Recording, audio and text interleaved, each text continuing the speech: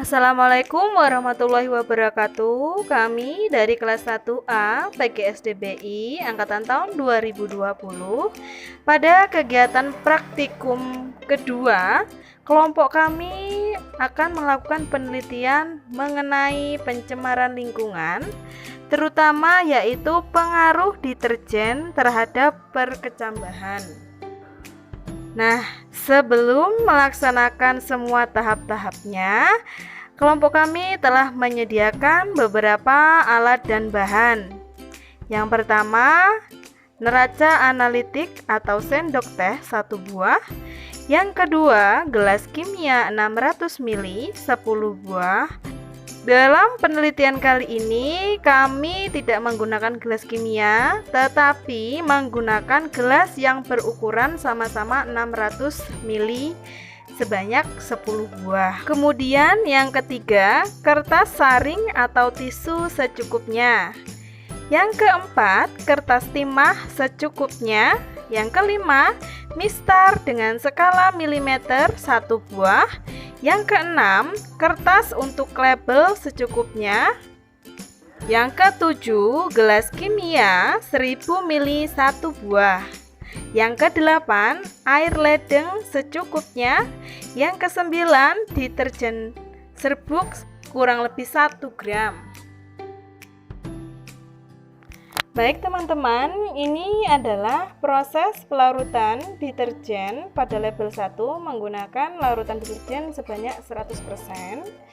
Kemudian ini adalah proses pelarutan deterjen sebanyak 50% yang akan diletakkan pada label kedua. Untuk proses yang ketiga, pelarutan deterjen sebanyak 25% untuk label ketiga. Dan yang keempat, pelarutan deterjen sebanyak 12,5% untuk label keempat. Kemudian 6,25% deterjen untuk label kelima. Tahap yang keenam, pelarutan deterjen sebanyak 3,1% untuk label keenam. Langkah yang selanjutnya, kami meletakkan kertas saring atau kertas tisu pada setiap gelas yang akan kami gunakan sebagai media tanam. Untuk langkah selanjutnya, kacang hijau yang telah kami sediakan kemudian direndam pada gelas kimia. Setelah direndam, akan ada beberapa kacang hijau yang mengapung. Nah, kacang yang hijau yang mengapung tadi akan dibuang. Yang akan kami gunakan yaitu kacang hijau yang tenggelam atau pilihan kacang hijau yang paling baik. Kemudian setelah proses perendaman dan telah dipilih kacang hijau yang tenggelam, ambillah 10 butir untuk dimasukkan ke dalam label 1, 10 butir ke dalam larutan label 2, 10 butir ke dalam larutan label 3, 10 butir ke dalam larutan label 4, 10 butir ke dalam larutan label 5, 10 butir ke dalam larutan label 6, dan 10 butir ke dalam larutan kontrol atau air ledeng atau PDAM. Setelah kita meletakkan kacang hijau 10 butir pada setiap gelasnya, jangan lupa untuk mengatur posisi dari hilum agar mengarah ke bawah. Setelah semua kacang hijau yang ada di dalam gelas kimia hilumnya mengarah ke bawah, kemudian langkah selanjutnya, isilah gelas kimia dengan larutan yang berlabel sama, kira-kira 100 ml.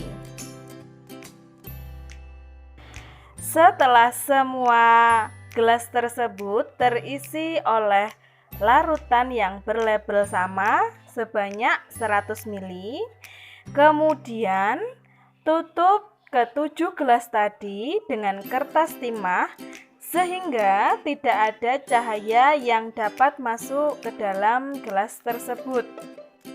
Baik teman-teman, setelah kita melaksanakan ke-8 tahapan tadi, untuk tahap selanjutnya yaitu kami akan melakukan pengamatan setelah 24 jam dan setelah 48 jam. Nah teman-teman, inilah hasil pengamatan kami setelah 24 jam.